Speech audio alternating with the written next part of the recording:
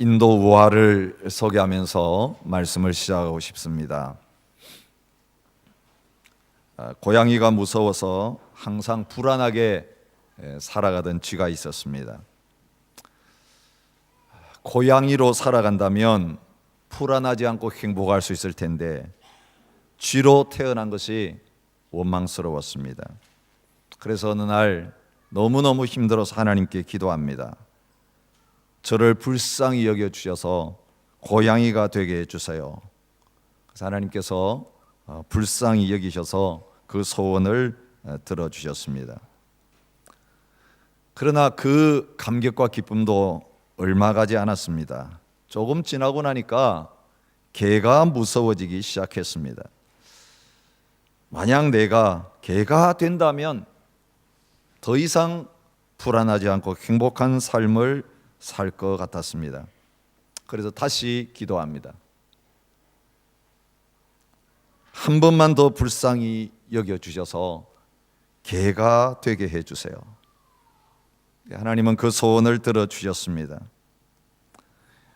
개가 된 쥐는 너무너무 기뻤습니다. 그런데 그 기쁨 또한 얼마 가지 않았습니다. 사자를 보자마자 극심한 불안감이 그에게 찾아왔습니다. 만약에 동물의 왕 사자만 될 수 있다면 나는 행복하게 살 수 있겠다, 그런 생각이 들었습니다. 그래서 다시 하나님께 기도했습니다. 하나님이 그 소원도 들어주셨습니다. 그러나 그 사자가 된 기쁨, 동물의 왕이 된 그 기쁨도 얼마 가지 않았습니다.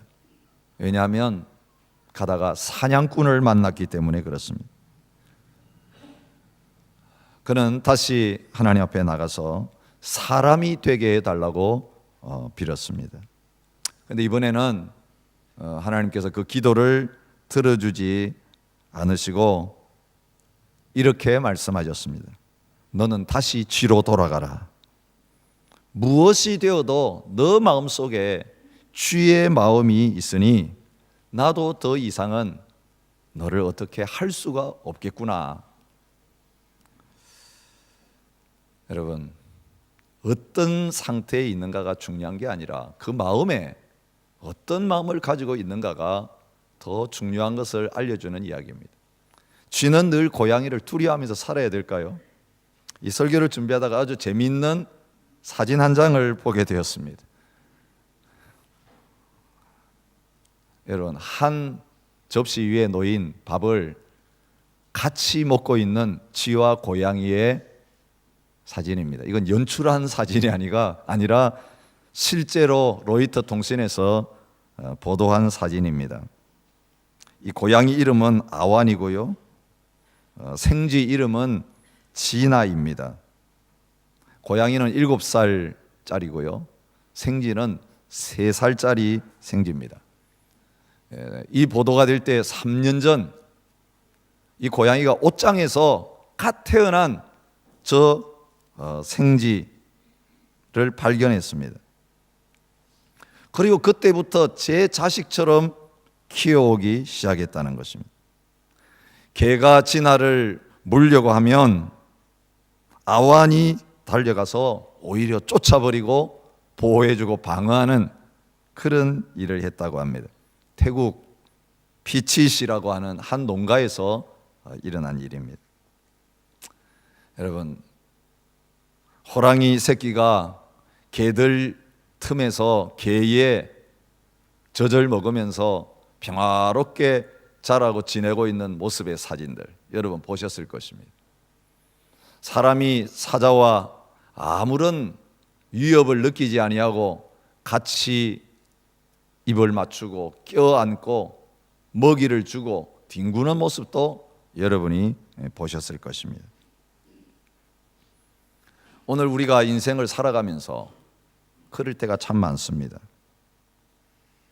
패배의식을 가지고 살아가게 되어지면 성공 확률이 99.9%라고 할지라도 그 0.1%의 실패 가능성만 바라보면서 늘 두려움에 사로잡히는 그런 경우들이 많습니다. 그리고 성공하는 것이 당연한데도 성공한 다음에는 이건 우연이겠지, 그 다음에는 또 실패가 찾아올 거야, 오지도 않은 미래에 대한 두려움 때문에 스스로 두려워하고 절망하는 삶을 살은 사람들이 얼마나 많은지 모르겠습니다. 성공의 사닥다리라고 하는 사진 한 장을 여러분 보여드리겠습니다. 심리학적인 연구에 의하면 사람이 성공할 확률이 몇 퍼센트가 되는가, 그 사람의 마음가짐을 보면 알 수 있다는 것입니다. 성공 확률 0%의 사람이 가지고 있는 생각은 뭡니까? 나는 하지 않을 것이다. 아예 어떤 일도 나는 하지 않겠다고 결심하는 사람입니다. 나는 할 수 없습니다 라고 말하는 사람은 성공 확률이 10%, 혹시 내가 할 수 있을지 모르겠습니다 라고 하는 사람은 50%의 성공 확률을 가지고 있습니다.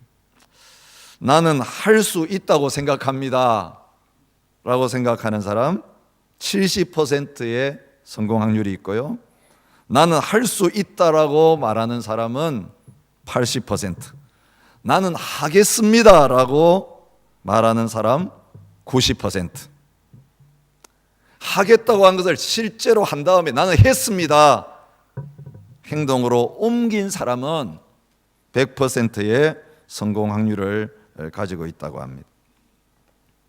여러분, 2014년을 시작한 지 한 달이 지나갔습니다.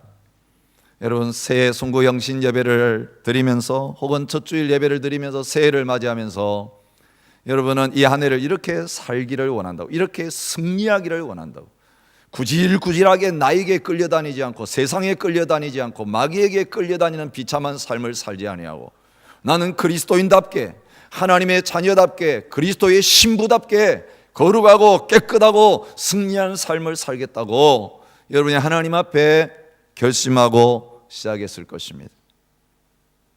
어떻습니까? 지금 이 한 달을 지내면서 여러분은 사기 충만해서 계속해서 승리를 누리는 그 자리로 나가고 계십니까?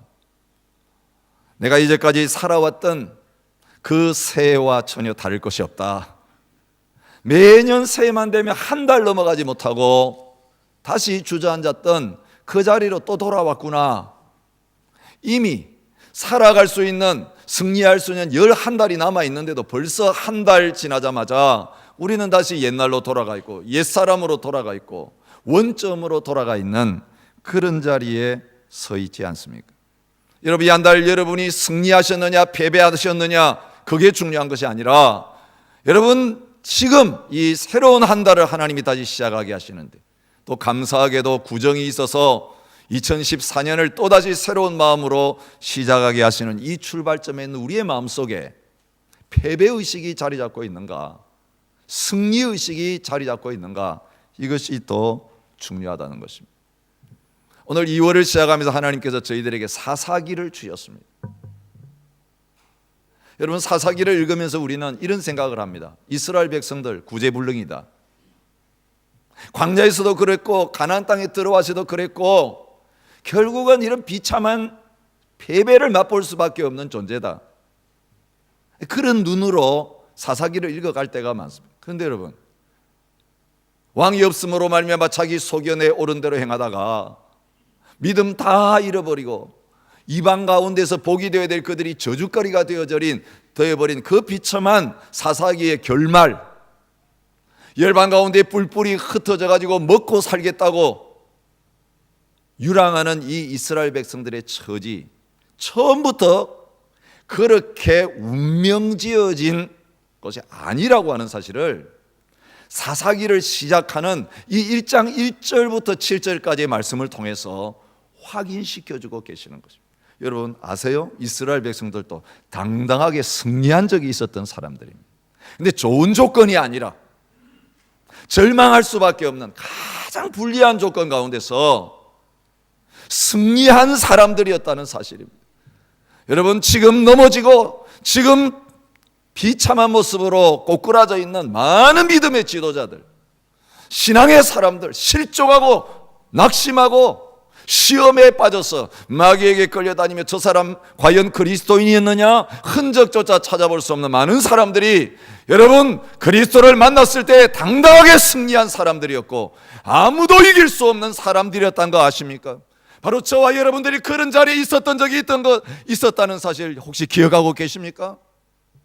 나는 할 수 없어. 나는 이 환경 속에서는, 이 어려운 이민사회 형편 속에서는, 이민교회 안에서는 이렇게 신앙생활 할 수밖에 없어. 희망이 없어. 과연 그게 진실입니까? 아닙니다. 우리 더 어려웠던 적이 있었습니다. 더 불가능한 적이 있었습니다. 하나님은 오늘 우리가 과거에 누렸던 그 승리의 현장으로 다시 돌아가기를 원하고 계십니다. 이스라엘 백성들이 이 비참한 패배 자리에 나가기 전에 어떻게 승리하면서 시작했는지 그 현장을 보여주시면서 오늘 저와 여러분들이 이 패배의식을 떨쳐버리고 진정한 승리자의 자리에 서기를 원하고 계십니다. 여러분 오늘 본문은 여호수아가 죽은 후에라고 하는 단어로 시작하고 있습니다. 여호수아서 1장 1절에서 여호와의 종 모세가 죽은 후에라고 시작하고 있는 그 출발점과 너무 비슷합니다. 여호수아 누굽니까? 모세 후계자가 되어서 이스라엘 백성들 요단강을 건너서 여리고를 정복하고 그 가나안 땅을 차지하고 그 땅을 분배하는 그 위대한 일을 이룬 지도자였습니다. 하늘의 해를 멈추게 하는, 달을 멈추게 하는 놀라운 역사가 그를 통해서 일어났습니다. 요단강이 갈라지고 여리고가 무너지는 그 놀라운 역사들이 그를 통해서 일어났습니다. 사람들이 모세 시대에는 광야 40년 살면서 맨날 모세만 쳐다보고 어려운 문제만 생기면 모세에게 찾아와서 하나님께 기도해 달라 그러고 밥을 달라 그러고 물을 달라 그러고 필요한 것마다 모세에게 의존하면서 살아왔던 것처럼 가나안 땅에서의 삶은 철저하게 여호수아를 의존하는 삶이었습니다. 그 불굴의 지도자 여호수아가 죽었다고 하는 것은 희망의 불이 꺼졌다는 것과 마찬가지입니다. 여호수아가 살아있는 동안에는 그래도 여호수아 때문에 하나님 의지하고 하나님 믿는 자리에 나아갈 그런 힘이 있었지만 뿔뿔이 흩어져 있는 이 12지파 구심점이 없어지고 나면 저마다 자기 지파 잘난 맛에 살면서 각계 전진하면서 힘들고 어려우니까 자기 갈 길 찾아서 자기 살 길 찾아서 뿔뿔이 흩어질 이런 백성들인 것을 성경은 보여주고 있습니다. 여러분 이스라엘 백성들의 고질병이 뭔지 아시죠? 패배의식입니다. 민수기 32장 6절부터 9절에 보면 모세가 요단강 동쪽을 우리에게 먼저 주세요 라고 요청했던 갓 자손과 르우벤 자손에게 이렇게 말하고 있는 것을 보게 됩니다. 너희 형제들은 싸우러 가거늘 너희는 여기 앉아 있고자 하느냐? 너희가 어찌하여 이스라엘 자손에게 낙심하게 하여서 여호와께서 그들에게 주신 땅으로 건너갈 수 없게 하려 하느냐? 너희 조상들도 내가 가데스 바네아에서 그 땅을 보라고 보냈을 때에 그리하였었나니 그들이 에스골 골짜기에 올라가서 그 땅을 보고 이스라엘 자손을 낙심하게 하여서 여호와께서 그들에게 주신 땅으로 갈 수 없게 하였었느니라. 그렇게 말씀하고 계시는 것을 보게 됩니다. 이스라엘 백성들이 조금만 어려운 상황만 부닥치면 얼마나 쉽게 낙심하고 좌절하는 패배의식에 사로잡혀 있었는가 하는 것을 보여주시는 것입니다. 그래서 하나님께서 마지막 유언과 같은 신명기의 말씀을 모세를 통해서 이제는 새로운 전쟁을 치러야 될, 가나안 전투를 치러야 될 이스라엘 백성들에게 주시면서 특별한 말씀을 신명기 20장 8절에서 하고 계시는 것을 확인할 수가 있습니다. 전쟁이 일어나서 군인을 소집할 때 이렇게 하라는 겁니다. 책임자들은 또 백성에게 말하여 이르기를 두려워서 마음이 허약한 자가 있느냐? 그는 집으로 돌아가라. 여러분, 전쟁에 한 사람이라도 군인을 더 불러 모아야 될 상황인데 그 전쟁에 책임진 사람은 싸우러 나가기 전에 한 사람이라도 두려워서 마음이 허약한 사람은 다 돌아가라고, 군인들을 집으로 돌려보내는 일을 하라고 말씀하고 계시는 것을 볼 수 있습니다. 근데 그 뒤에 따라 나오는 이유가 중요합니다. 이런 두려워서 마음이 약한 사람이 할 수 없이 전쟁에 끌려 나와가지고 싸우게 되어지면 어떤 결과를 가져오느냐? 그의 형제들의 마음도 그의 마음과 같이 낙심될까 하노라. 패배의식은 전염됩니다. 부정적인 생각은 너무나 쉽게 전염됩니다. 긍정적인 생각, 승리의식, 이건 사람들에게 자연스럽게 흘러가지가 않는데 부정적이고 패배적인 생각들은 할 수 있고 승리한다라고 자신당당 만만하던 사람들을 너무 쉽게 오염시켜서 넘어뜨리는 자리에 있게 되기 때문에 그런 사람들은 전쟁을 시작하기 전에 아예 집으로 돌려보내야 된다. 그렇게 하나님께서 말씀하고 계시는 것입니다. 근데 여러분, 우리 가운데 착각하는 분이 있습니다. 나는 할 수 있다, 우리는 이긴다. 이건 최면 거는 게 아닙니다. 자기 확신을 주는 그런 게 아닙니다. 많은 분들이 오해합니다. 내가 얼마나 철저하게 스스로를 확신시키느냐, 거기에 내 인생이 달려있다. 그래서 아침마다 일어나가지고 거울 앞을 보면서 나는 할 수 있다, 나는 할 수 있다. 여러분, 이것은 염불 외우는 거나 마찬가지입니다. 여기에 능력이 없습니다. 하나님의 백성들에게, 저와 여러분들에게 하나님이 말씀하시는 승리의식은 자기 확신이 아니에요. 나를 믿는 게 아니에요. 내 믿음을 믿는 게 아니고 내 경건을 믿는 게 아니에요. 우리 인간에게서 나올 수 있는 건 뭡니까? 아무리 그럴듯하게 포장하지만 우리 자에게서 나올 수 있는 것은 죄악밖에 없어요. 독밖에 없어요. 악밖에 나오지 못해요. 뿌리가 썩었는데 거기다 아무리 아름답게 만들어봐야 거기는 생명이 있는 것이 전혀 나올 수 없는 것입니다. 마귀를 벌벌 떨면서 도망가게 할 게 우리에게서는 전혀 나올 수 없는 것입니다. 여러분, 날마다 원망하고 불평하고 패배하고 패배의식에 사로잡혀서 끌려다니는 저와 여러분, 이스라엘 백성들과 마찬가지의 사람들인데 주님께서 그런 그들에게 승리할 수 있다라고 말씀하시는 이유는 뭡니까? 하나님 편에서의 약속과 보장이 있기 때문에 그렇습니다. 오늘 이 예배 시간 저와 여러분들이 스스로를 바라보거나 과거를 바라보거나 우리의 환경을 바라보는 그 자리에서 시선을 하나님께로 옮기시는 역사가 있기를 바랍니다. 무엇을 쳐다보냐에 따라서 우리의 마음에 느껴지는 게 다른 것입니다. 여러분, 예배 시간에 뭔가 방해되시면 지금 눈을 감으세요. 아래 쳐다보지 마시고 눈을 감고 내 생각을 주님께 한번 집중해 보세요. 여러분, 앉는 자리를 한번 바꿔보세요. 여러분 마음속에 느껴지는 게 전혀 다릅니다. 여러분이 연약해서 뭔가 눈에 보이는 것 때문에 방해받는다면, 여러분 그 눈에 보이는 그것 때문에 흔들린다면 그것을 계속 바라보고 있는 한 여러분 거기에 사로잡혀 있게 되어 있습니다. 우리 가운데 어느 누구도 가장 좋은 환경, 죄 안 짓는 환경, 시험 안 드는 환경 속에 사는 사람 아무도 없습니다. 우리 천국 가면 그날이 올 것입니다. 무엇에 근거하느냐? 무엇을 더 심각하게 실제로 듣느냐? 무엇이 나에게 진리냐? 이게 중요한 것입니다. 거짓을 진리로 착각하면 거짓에 속게 되는 것이고, 거짓처럼 느껴지지만 하나님께서 진리라고 말씀하시고 이게 참이라고 말씀하신 걸 붙들 때 그게 내 삶을 움직이는 실제가 되는 역사가 일어나게 될 것입니다. 우리 똑같습니다. 10년 예수입니다, 20년 예수입니다. 나는 안 바뀝니다. 똑같습니다. 근데 나를 부르신 분이 누구냐가 중요합니다.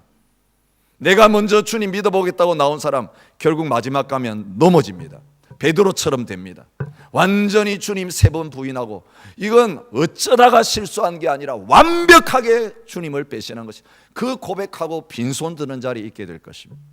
그러나 베드로보다 더 형편없는 자리에 있는 자라고 할지라도 주님께서 부르신 사람들, 주님께서 승리하게 하시고 끝까지 따르게 하시는 그런 놀라운 은혜를 누리게 될 것입니다. 여러분, 하나님의 교회도 마찬가지입니다. 제가 오늘 설교 제목을 승리하는 교회라고 붙였습니다. 이건 주님의 약속입니다. 주님의 보장입니다. 주님의 말씀입니다. 저와 여러분이 주의 몸된 교회입니다. 교회는 다 나와 별개였던 것이 아니라 내가 교회입니다. 내가 승리하면 주님의 교회가 승리할 것이고, 아간처럼 내가 넘어지면 교회 공동체도 같이 넘어지는 그런 자리에 있게 될 것입니다. 하나님의 교회인 저와 여러분들에게 영적 싸움에서 승리할 수밖에 없는 이유가 있다고 말씀하십니다.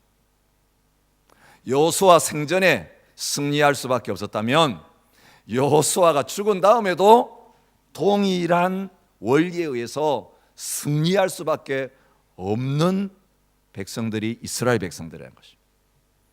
모세가 있을 때 승리할 수 있었다면 모세가 없을 때에도 승리할 수 있었고, 여호수아가 있을 때 승리할 수 있었다면 여호수아가 없을 때에도 승리하는 역사가 일어나게 되는데, 하나님의 백성의 승리는 사람에 달려 있는 게 아니라 하나님 자신에게 달려 있기 때문입니다.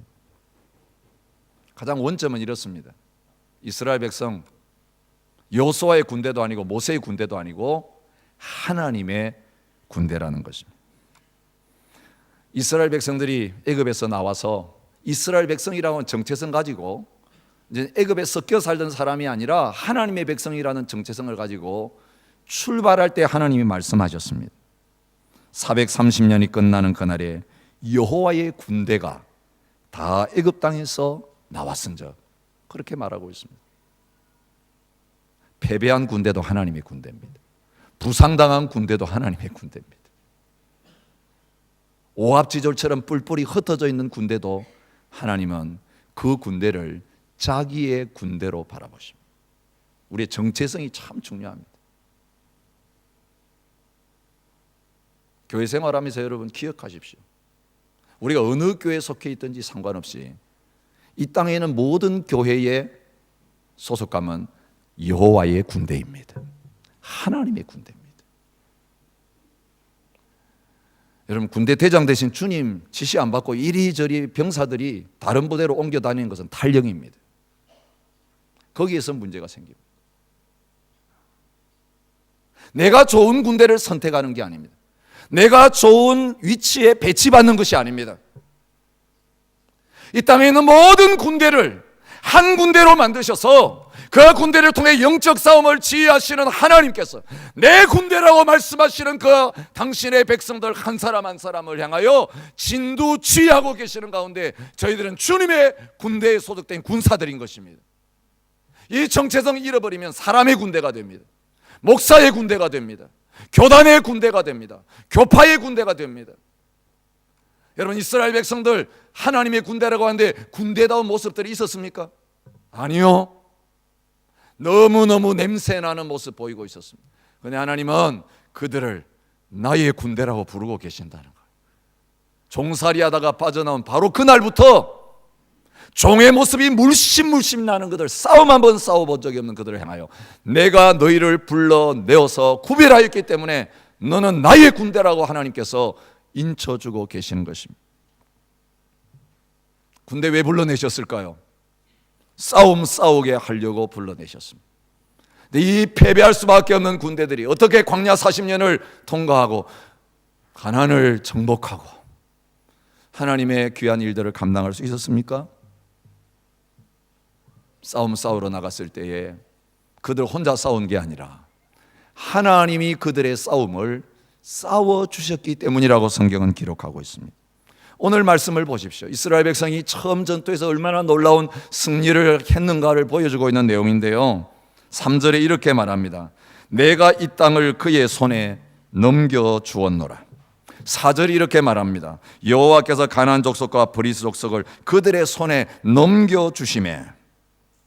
여러분, 하나님을 알지 못하고 패배하고 죽게 되어지는 그 적의 왕이 이렇게 7절에 고백합니다. 하나님이 내가 행한 대로 내게 갚으셨느니라. 여기 이스라엘 백성이 뭘 했는가 중요하지 않습니다. 먼저 우리가 기억해야 될 게 하나님께서 어떻게 하시는가입니다. 신명기 3장 21절부터 22절에서 여호수아를 향하여서 새 싸움을 싸워 나가게 될 여호수아를 향하여 선임자였던 모세가 이렇게 말하고 있습니다. 그때 내가 여호수아에게 명령하여 이르기를 너희 하나님 여호와께서 이 두 왕에게 행하신 모든 일을 내 눈으로 보았거니와 내가 가는 모든 나라에도 여호와께서 이와 같이 행하시리니 너희는 그들을 두려워하지 말라. 너희 하나님 여호와께서 친히 너희를 위하여 싸우시리라 하였노라. 요단강 동쪽에 두 왕을 죽였습니다. 죽여야 될 수많은 왕들이 서쪽에서 기다리고 있는데 너가 이제 내가 죽고 나면 이 싸움을 이끌어 나가야 될 것인데 두려워하지 말라. 여호와께서 친히 너희를 위하여 싸우시는 싸움을 너희가 싸우고 있다. 다른 전략을 이야기한 것이 아니라 이 중요한 싸움의 성격을 규정하는 일을 여호수아에게 말하고 있는 것입니다. 신명기 20장에 보면 싸움을 이렇게 싸우라고 말합니다. 내가 나가서 적군과 싸우려 할 때에 말과 병거와 백성이 너보다 많음을 볼지라도 그들을 두려워하지 말라. 애굽 땅에서 너를 인도하여 내신 내 하나님 여호와께서 너와 함께 하시느니라. 너희가 싸울 곳에 가까이 가면 제사장은 백성에게 나아가서 고하여 그들에게 말하여 이르기를 이스라엘아 들으라. 너희가 오늘 너희 대적과 싸우려고 나왔으니 마음에 겁내지 말며 두려워하지 말며 떨지 말며 그들로 말미암아 놀라지 말라. 너희 하나님 여호와는 너희와 함께 행하시며 너희를 위하여 너희 적군과 싸우시고 구원하실 것이라 할 것이며. 여러분 싸움 싸우기 전에 누가 나오느냐 하면 제사장이 나와가지고 이 약속의 말씀을 백성들에게 싸울 군인들에게 선포하는데 여호와께서 싸우시는 싸움에 너희가 싸우러 나왔다. 여러분 이걸 먼저 선포한 다음에 그 전쟁터에 들어가게 하시는 것입니다. 이게 이론이었습니까? 아닙니다. 이제는 여호수아의 인도하에서 그 남은 백성들이 요단을 건너 여리고 전투를 앞에 두고 이제는 여호수아가 어떻게 싸울까 고민하고 있을 때에 하나님께서 누구를 보내주셨습니까? 여호와의 군대 장관을 보내주셔서 그 싸움을 여호와 하나님께서 직접 진두지휘하실 것을 말씀해 주셨습니다. 그리고 그 군대 장관의 지휘를 받으면서 여호와께서 싸우시는 그 싸움을 싸웠을 때에 일어난 일이 여호수아 곳곳에 기록되어 있습니다. 여호수아서 10장 42절 말씀입니다. 이스라엘의 하나님 여호와께서 이스라엘을 위하여 싸우셨으므로 여호수아가 이 모든 왕들과 그들의 땅을 단번에 빼앗으니라. 여호수아가 잘 싸워서 이스라엘이 잘 싸워서 빼앗았다가 아닙니다. 여호와께서 싸우심으로 그 역사가 일어났다. 어떻게 싸웠는가 여호수아와 그 백성들의 전쟁 역사 다 기록한 다음에 마지막 종지부는 여호와께서 하셨다는 것입니다. 여호수아 이 3장 마지막에도 3절 그 결론도 이렇게 내려지고 있습니다.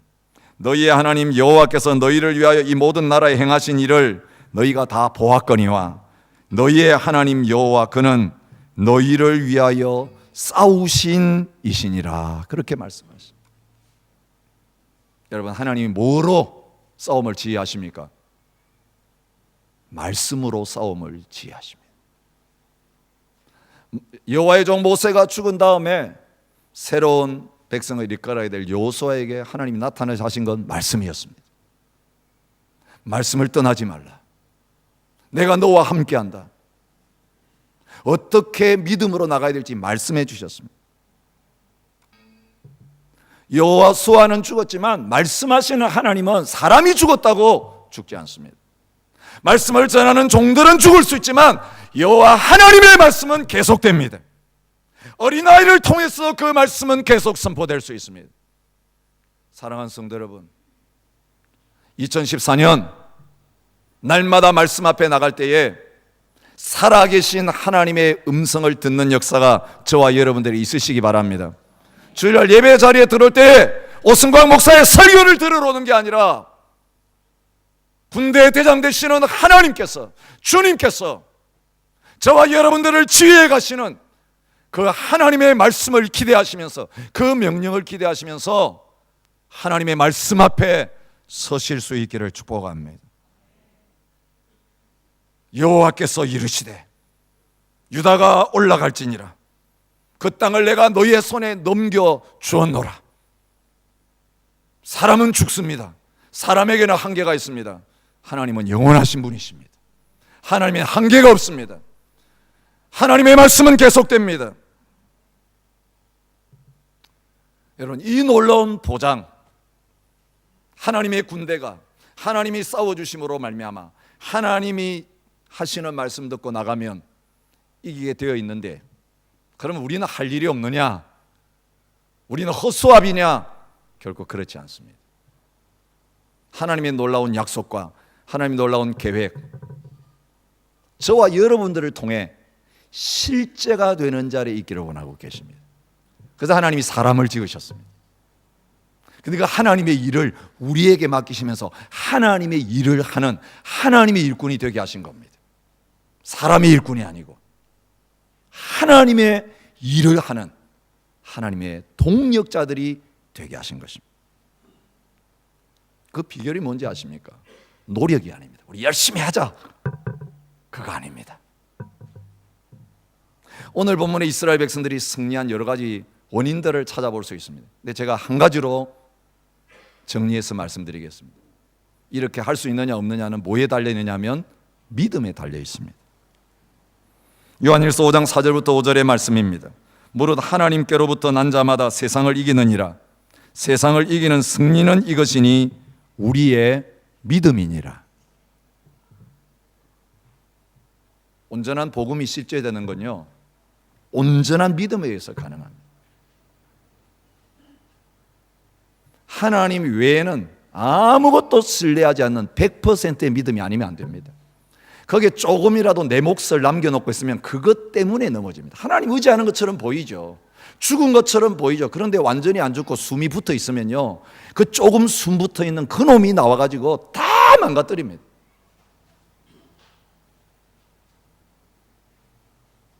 주님밖에 없습니다.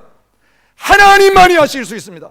100% 우리의 생명까지 드리면서 모든 시간과 내 자아와 내 물질과 전부를 드리면서 주님 앞에 뭔가를 하면서도 놓치지 말아야 될 게 주님만이 하실 수 있다라고 하는, 온전히 주님을 신뢰하는 이 믿음이 믿음의 역사를 일으켜낸다는 것입니다. 여러분, 믿음이 좀 추상적으로 느껴지십니까? 오늘 보면은 세 가지 그 실제적인 케이스를 우리에게 주시면서 지금 우리가 믿음으로 하고 있는가를 점검하기를 원하십니다. 어떤 일을 할 때에 내 개인적인 일이든 교회의 일이든 뭐 세상을 위한 일이든 상관없이 내가 어떤 일을 할 때에 하나님이 주신 그 열매, 그 승리, 그 결과를 누리기 위해서 지금 내가 믿음으로 그 일을 하고 있는지 아니면 믿음 떠났는지, 오늘 하나님은 세 가지 승리의 현장에서 하나님께서 이스라엘 백성을 통해 보여주신 그 믿음의 요소들을 말씀하십니다. 그 첫 번째 요소가 뭡니까? 기도입니다. 기도가 믿음입니다. 기도로 시작하느냐, 기도로 진행하느냐. 기도 없이 할 수 있다 싶으면, 내 생각으로 계산해보고 되겠다 싶으면 그냥 덤비고 진행해 나가느냐, 여기에 따라서 믿음으로 하느냐 믿음으로 하지 않느냐 결정됩니다. 요수아는 죽었지만 싸워야 될, 정복해야 될 그 가나안 민족들 앞에 두고 이스라엘 백성들이 하나님의 약속을 붙들고 한 일은 무엇입니까? 여호와께 여쭈어 이르되, 하나님께 물었습니다. 보통 우리 이런 기도 잘 안 합니다. 도와달라는 기도 많이 합니다. 달라는 기도 많이 합니다. 하나님께 사실 더 중요한 건 먼저 물어보는 겁니다. 하나님, 이렇게 말해도 되겠습니까? 이거 해야 될 일입니까? 지금 할까요? 어떤 방법으로 하면 되겠습니까? 누가 할 일입니까? 사랑하는 성도 여러분, 주님이 승리를 보장해 주신 전쟁이라고 우리 다 같이 하자. 근데 주님은 그렇게 하지 않았습니다. 누가 먼저 올라갈 거 할 때 유다 지파가 먼저 갈지니라. 하나님의 순서가 있었습니다. 하나님이 정해 놓으신 방법이 있었습니다. 하나님께 묻지 않고 하나님이 승리 주셨도다 가자. 그런다고 이겨지지 않습니다. 기도는 우리의 지혜를 내려놓는 것입니다. 우리의 생각과 플랜을 내려놓는 것입니다. 그리고 하나님께서 계획하시고 하나님께서 방법을 정해주시고 하나님께서 실제적으로 우리를 이끌어 가실 수 있도록 하나님께 주도권을 드리는 게 기도입니다. 여러분, 개업 예배 드려달라고, 개업 예배 드리면서 축복해 달라는 성도는 많지만 그 개업 예배 현장 속에서 어떻게 이 사업을 하나님의 말씀의 약속을 받으면서 인도하심 가운데 시작했는가 물어보면 거기에서 하나님의 시작에 대해서 분명하게 말하는 분들이 결코 많지 않은 것을 보게 돼요. 이 사업 요즘 잘 되는 사업입니다. 근데 잘 되는 사업이 왜 망합니까? 개업 예배 드려도 망할 수밖에 없어요. 예배는요, 미신이 아닙니다. 기도하는 거요, 뭐든지 해놓고 기도 많이 하면 되는 그런 종류 아닙니다. 하나님은 자신이 허락하지 않으신 일에 함께 하시면서 역사하시는 법 없어요. 하나님이 허락하지 않은 일이 잘 되어가는 것처럼 보여질 때는 요나에게 임했던 하나님의 역사처럼 그건 고기 뱃속에 들어가는 빠른 길입니다. 그 다음에 다시 하나님이 원하셨던 그 니느웨로 다시 돌아가야 됩니다. 수월하게 잘 풀린다고요? 조심하세요. 하나님이 함께 하셨는데 수월하게 잘 풀리고 아무 문제도 없이 잘 된다? 그건 망하는 빠른 길일 수 있습니다. 가장 빨리 지옥의 문턱에 도달할 수 있는 길이 될 수 있습니다. 내 자신이 중심이 되어서 그걸 주님 앞에 안 내려놓고 믿음으로 가장하면서 계속 믿음처럼 가면 마지막 날에 내가 너를 도무지 알지 못하노라고 하는 그 자리에 바로 저와 여러분들이 설 수 있다는 것입니다. 여러분, 2014년을 시작하면서 철저하게 하나님의 말씀 앞에 서서 말씀하실 수 있는 하나님, 나에게 말씀하실 수 있는 하나님, 여호수아를 통하지 않고도, 모세를 통하지 않고도 성령님을 통해 기록된 말씀을 통해 나에게 직접 말씀하시는 그 살아계신 하나님 앞에 하나님의 뜻을 물으며 기도의 무릎으로 나아가는 저와 여러분이 되실 수 있기를 바랍니다. 기도하기 어렵다고요? 아니요. 나를 믿는 게 더 쉽습니까? 하나님 믿는 게 더 쉽습니까? 다 이야기합니다. 하나님 믿는 게 더 쉽습니다. 근데 왜 기도하지 않습니까? 나를 믿고 있기 때문에 그렇습니다. 기도할 필요 없이 내가 다 할 수 있다고 믿고 있기 때문에 엎드리지 않습니다. 내 생각이 더 낫고 내 지혜가 더 낫고 전능하신 하나님이라고 말하면서 무능한 내 자신의 생각과 능력을 의존하면서 살아가려고 하다 보니까 내가 신이 되고 내가 우상이 되니까 세상의 지혜와 경험이 하나님의 자리에 떡 차지하고 있으니까 참 하나님의 말씀 앞에 아멘 하고 그 말씀을 기다리고 말씀이 뭔지 하나님의 뜻이 뭔지 깊이 나아가면서 하나님을 의존하는 자리에 서지 못하게 되는 것입니다. 기도 없이는, 기도 가운데 하나님의 뜻을 알고 하나님께서 인도하시는 것 받지 않고 나는 아무것도 시작하지 않겠습니다. 오늘 저와 여러분이 하나님 앞에, 말씀하시는 하나님 앞에, 때를 정해놓으신 하나님 앞에 그런 믿음으로 서서 하나님이 올 한 해 나의 모든 삶의 현장에 내 것으로 주시겠다고 하신 그 승리의 열매를 거두는 저와 여러분이 되시기를 바랍니다. 믿음의 두 번째 모습이 오늘 본문에 나옵니다. 순종입니다. 하나님이 유다가 먼저 올라가라고 하니까 4절에 보니까 유다가 올라갔다 그렇게 말하고 있습니다. 그리고 순종했더니 그들의 손에 넘겨주셨다 그렇게 말하고 있습니다. 유다가 잘 싸웠는지 못 싸웠는지 하나도 안 나와 있습니다. 어떤 방법으로 싸웠는지 전혀 관심이 없습니다. 문제는 여호와께 묻고 주님이 말씀하시기를 유다가 먼저 올라가라고 했는데 기도해서 응답은 받았는데 응답받은 하나님의 뜻, 응답받은 그 명령대로 했느냐 안 했느냐, 거기에 따라 어떤 결과가 일어나는가를 보여줍니다. 우리가 얼마나 하나님의 뜻을 알려고 많이 쫓아다니는지 모르겠어요. 우리 한국 그리스도인처럼 예언을 사모하는 사람들이 없는 것 같아요. 예언한다, 예언 집회한다 그러면 다 모여듭니다. 만약 연초에 제가 성도님들 한 분 한 분에게 여러분의 한 해의 삶에 대해서 예언의 말씀을 주겠습니다 그러면 새벽 기도 광고 안 해도 터져나갑니다. 모든 애들까지 다 데리고 와가지고 요즘은 스마트폰으로 녹음까지 다 하면서 예언 받습니다. 근데 문제는 뭔지 아세요? 우리 모두에게 하나님이 그렇게 분명하게 반복해서 우리가 알아들을 수 있도록 기록된 말씀을 주셨는데 이 하나님의 명령 앞에 우리가 순종하지 않고 있다는 거예요. 그러면서 하나님, 내 개인이 잘되는 일을 위해서 이렇게 예언해 주시고 하라고 하시면 다 하겠습니다. 천만의 말씀이요. 내 비위에 맞는 것, 안전한 것, 위협 안 되는 것, 손해 안 되는 것, 이해되는 것, 경험 법칙에 맞는 것. 사실은 내 생각과 맞으면 하나님의 생각에 동의해서 하고 하나님 시키시는 게 내 생각하고 안 맞으면 나는 안 들을 겁니다. 이거 신앙 아닙니다. 불순종이고 죄악입니다. 그래서 말씀을 그렇게 많이 아는데, 말씀을 그렇게 들으려고 하는데, 예언의 말씀에 그렇게 관심이 많은데 우리의 삶은 늘 마귀에게 끌려다니고 몸뚱아리에 끌려다니고 세상에 끌려다니는 그 자리에서 벗어나지 못하는 것입니다. 주님 오늘 저와 여러분에게 말합니다. 많은 말씀을 듣고 깨닫는 게 아니라 단 한 가지를 말씀하셔도 대장 되신 주님이 군인들에게 명령하셨으면 명령 불복종은 사형감이다. 그 마음 자세 가지고 아멘. 내가 먼저 올라가라면 내가 먼저 올라가고, 내가 먼저 올라가고 싶은데 다른 사람 먼저 올라가야 된다, 너 기다리라 그러면 두 번째, 세 번째 자리에 기다리고, 이 방법이면 될 것 같은데 그 방법 안 돼, 내가 원하는 방법대로 해야 된다고 하시면 그 하나님의 방법에 순종하면서 나아가는 가운데 절대 순종을 통하여 절대 승리를 경험할 수 있는 저와 여러분이 되실 수 있기를 바랍니다. 마지막 한 가지 원리입니다. 무엇이 믿음이냐?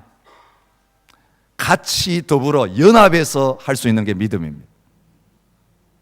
유다가 그 형제 시몬에게 이르되 내가 제비 뽑아 얻은 땅에 나와 함께 올라가서 가나안 족속과 싸우자. 그리하면 나도 내가 제비 뽑아 얻은 땅에 함께 가리라 하니 이에 시몬이 그와 함께 가니라. 여러분 지난주에 우리에게 주신 말씀과 동일한 원리가 여기 또 나와요. 애굽과 아수르와 이스라엘 셋이 세계 중에 복이 되리니에요. 이스라엘만이 아니에요. 능력 많은 민족, 능력 많은 개인, 기도 많이 하는 한 사람, 말씀 많이 하는 한 사람 절대로 아니에요. 진정으로 믿음 안에 있는가는 내가 다 할 수 있지만 가장 약한 그 한 사람을 함께 세워서 그 부족한 거 오래오래 기다리고 참으면서 그 아버지의 마음과 오래 참으심을 내 것으로 만들면서 끝까지 보조를 맞춰서 함께 가는 거예요. 내가 빨리 가면서 왜 빨리 안 따라오느냐고 야단치는 게 아니라 그 어린아이 걸음에 모든 어른들이 같이 맞춰가면서 가는 거예요. 여러분 유다 지파와 오늘 본문에 나오는 시몬 지파 특징이 뭔지 아세요? 유다 지파는요 가장 숫자가 많은 민족이에요. 지파예요. 시몬 지파 이스라엘 12지파 중에 제일 작은 지파예요. 여러분 숫자 좀 많은 지파 보고 같이 하자고 한 게 아니라 가장 숫자가 작은 꼴찌 지파인 그 시몬을 향하여 같이 싸우러 가자. 내가 너를 위하여 싸워줄 테니까 너도 나를 위하여 싸워달라. 유다 지파가 먼저 올라갈지니라. 하나님의 말씀은 그것인데 하나님이 이 유다를 통해서 보여주신 원리는 동력의 원리입니다. 연합의 원리입니다. 함께하는 원리입니다. 한 사람이면 패하고 끊어가 두 사람이면 맞설 수 있나니 세 겹줄은 쉽게 끊어지지 아니하느니라. 모세가 죽어도 여호수아가 죽어도 그 남은 백성들이 하나님 중심이면 함께할 수 있습니다. 사람 중심이면 둘도 하나가 안 됩니다. 부부도 하나가 안 되고 부모 자식도 하나가 안 됩니다. 하나님이 함께 하시면 12지파가 하나 되는 가장 능력 있는 자와 가장 무능한 자가 같이 더불어 거룩한 싸움의 자리에 나가게 되는 역사가 일어납니다. 40km 행군을 끝까지 해낼 수 있는 자와 도중에 쓰러진 자가 그 짐을 대신 지고 총을 대신 져주면서 끝까지 행군을 완성해 나가는 그런 역사가 하나님의 교회와 하나님의 군대 가운데서도 일어나야 된다는 것을 주님 보여주고 계십니다. 사도행전의 역사는 더불의 역사입니다. 여자들과 예수의 어머니 마리아와 예수의 아우들과 더불어 마음을 같이하여 오로지 기도에 힘쓰니라. 믿음으로 하는 이 기도도 혼자서 할 수 없습니다. 함께 연합해서 할 때 능력이 나타납니다. 모세 팔이 내려올 때 아론이 들어주고 훌이 들어줄 때에 하나님께서 이기게 하시는 놀라운 역사가 나타났던 것을 보게 됩니다. 항상 우리와 함께 다니던 사람 중에 하나를 세워 우리와 더불어 예수께서 부활하심을 증언할 사람이 되게 하여야 하리라. 아론이 다 떠났을 때 우리 남은 11명 하자가 아니라 그 한 사람 채워서 12명 한 팀이 되어서 더불어 하자. 여러분, 이 더불어의 사람들이 오늘 저와 여러분들에게 필요합니다. 주님께 이 더불어의 사람들이 필요합니다. 더불어 증언하고 같이 싸우고 같이 운명을 같이 하고 죽을 때 같이 죽고 승리의 기쁨을 누릴 때 마지막에 같이 손들면서 많이 싸웠던 적게 싸웠던, 많이 참여했던 적게 참여했던, 싸움에 나갔든지 안 나갔든지 그 열매를 모두의 것으로 같이 누릴 수 있는 그 사람을 원하고 계십니다. 주님, 오늘 저와 여러분들에게 이 한 해, 아니 우리의 남은 생애 가운데 승리를 약속하시며 찾아오십니다. 내가 앞서 싸우겠다. 내가 말씀하겠다. 또 이 하나님의 말씀을 기다리며 기도의 무릎으로 나가고 말씀이 떨어지면 그 자리에서 벌떡 일어나서 다른 말씀 없어요. 또 머뭇거리지 말고 분명히 하나님 명령하셨으면 즉각적으로 순종의 자리에 나가고 내 혼자 다 할 수 있다는 자만을 버리고 가장 연약한 자들을 이렇게 세워서 한 몸을 이루어 기도의 자리에도 같이 나가고 그 빈자리를 내가 가서 채워주고 그 넘어진 자리를 내가 대신해주고 사역의 자리에도 그 빈자리를 함께 채워주고 부족한 거 있으면 옆에서 거들어주고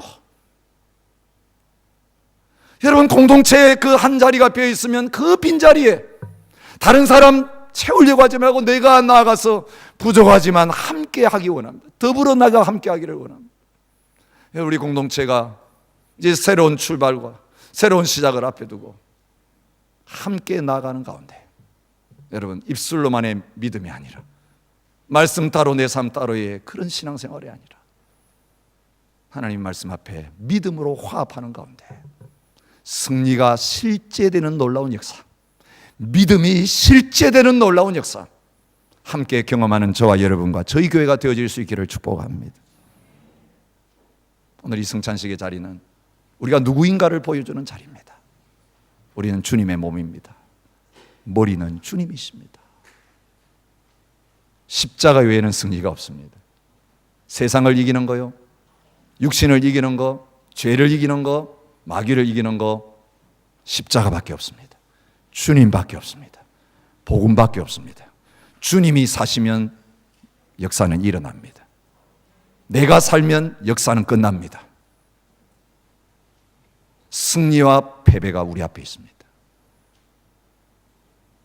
이 성찬의 자리만이 아니라 날마다 우리의 삶의 자리가 예수님을 먹고 마시고 예수님이 내 삶 속에 실제가 되시는 가운데 주님의 십자가 승리가 내 것이 되는 그런 놀라운 삶이 되어질 수 있기를 축복합니다. 우리 함께 믿음을 고백하며 찬양하며 나갔으면 좋겠습니다.